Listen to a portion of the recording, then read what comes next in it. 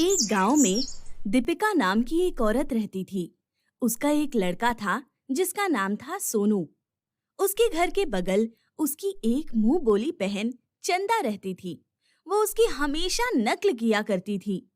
सोनू की माँ खेती करती थी और उसी से घर का खर्चा चलता था।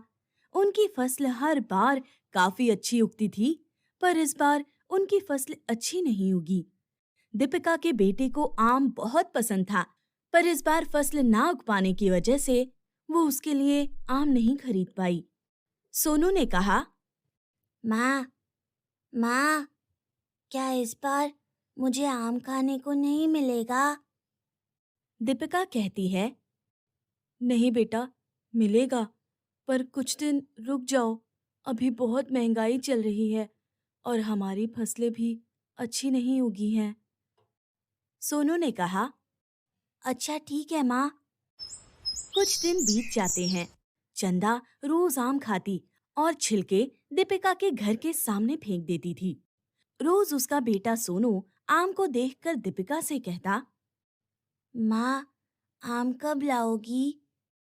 दीपिका कहती, बेटा बस कुछ दिन और रुक जाओ, मैं जल्द ही तुम्हारे लिए आम लाऊंगी। चंदा रोज ऐसा ही करती थी। दीपिका इन सब से बहुत परेशान हो गई और एक दिन वो चंदा से कहती है, चंदा, जब तुमको पता है मेरे बेटे को आम बहुत पसंद है, तो तुम जानबूझकर रोज आम के छिलके हमारे घर के सामने क्यों फेंक देती हो? तुमको नहीं लगता कि ये गलत है? चंदा कहती है, अरे अरे, ये तुम क्या कह रही हो?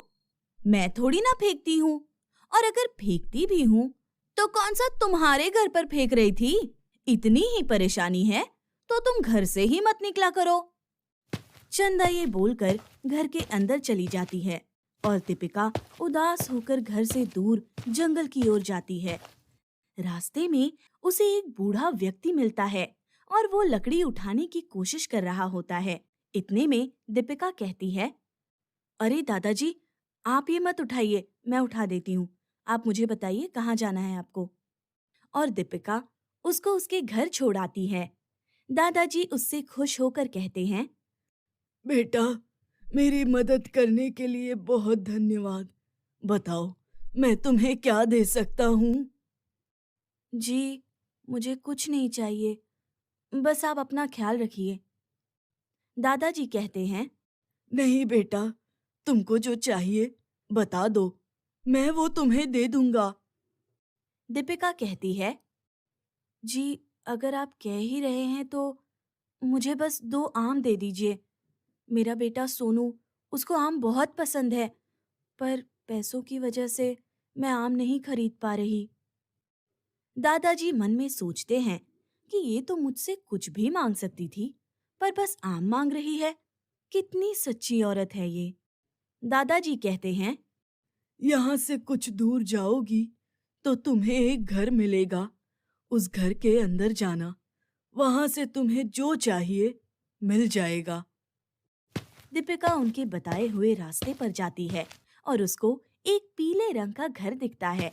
दीपिका उस घर के अंदर जाती है तो उसको एक पेड़ दिखता है और उस पर सोने के आम लगे होते हैं। दीपिका कहती है, अरे अरे, ये क्या, इतने आम, और ये तो सोने के हैं। हे भगवान, आपका बहुत बहुत शुक्रिया। दीपिका उस पेड़ से एक ही आम तोड़ती है और उसको बाजार में ले जाकर बेच देती है, और उससे जो पैसे आते हैं वो अपने बेटे सोनू के लिए खूब सारा आम लेकर जा रही होती है। चंदा कहती है, अरे वाह दीपिका, कहाँ से लॉटरी लग गई तुम्हारी? इतने आम? ये कहकर चंदा हंसने लगती है और दीपिका घर के अंदर चली जाती है। दीपिका कहती है, सोनू बेटा देखो, मैं आम लेकर आई हूँ। अरे वाह, अरे वाह, आम, आम! सोनू खुश होकर जल्दी से सारे आम खा जाता है। दीपिका दूसरे दिन फिर उसी घर में जाती है और एक आम और तोड़ती है और उसको बेचकर इन पैसों से अपने खेत में फसल उगाने का काम करती है। ये सब चंदा देख रही होती है। उसे समझ नहीं आता कि आखिर दीपिका के पास इतने पैसे कहाँ से आ गए।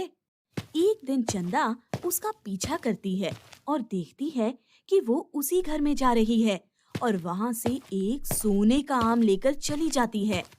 चंदा सोचती है, अच्छा, तो ये बात है। चलो, मैं भी अंदर जाकर देखती हूँ। चंदा गेट खोलने की कोशिश करती है, पर चंदा से वो गेट नहीं खुलता।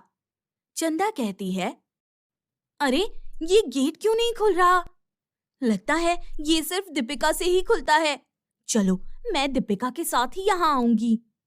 फसलों को उगने में अभी वक्त था और दीपिका के पास पैसे भी नहीं थे। दीपिका सोचती है, क्यों ना मैं उस जादुई आम के घर में एक बार और चली जाऊं। दीपिका उस घर की ओर जाती है कि उसके पीछे पीछे चंदा भी चुपके से पहुंच जाती है और उसके साथ घर में घुस जाती है। दीपिका एक आम तोड़ती है और वहां से चली जाती है। चंदा उस पेड़ के पास जाती है और वहां से एक टोकरी में सारा आम तोड़ना शुरू कर देती है। चंदा सोचती है, दीपिका पागल है, पागल। यहाँ इतने सारे सोने के आम हैं और वो सिर्फ एक ही आम ले जाती है। मैं तो सारे ही तोड़ लूंगी। कल जब वो आएगी तो उसको कुछ नहीं मिलेगा। इतने में उस पेड़ से 2 हाथ निकलते हैं और चंदा को पकड़ लेते हैं और चंदा एक आम में बदल जाती है और वही आम उस पेड़ में लग जाता है। तो दोस्तों, इस कहानी से हमें ये सीख मिलती है कि हमारे जीवन में चाहे जितनी भी परेशानियां आ जाएं, हमें मौका मिलने पर लालच नहीं करनी चाहिए और धैर्य से काम लेना चाहिए, क्योंकि भगवान ने अगर हमारे भले के लिए कोई चीज दी है तो उसका गलत इस्तेमाल करने पर हमसे छीन भी सकते हैं।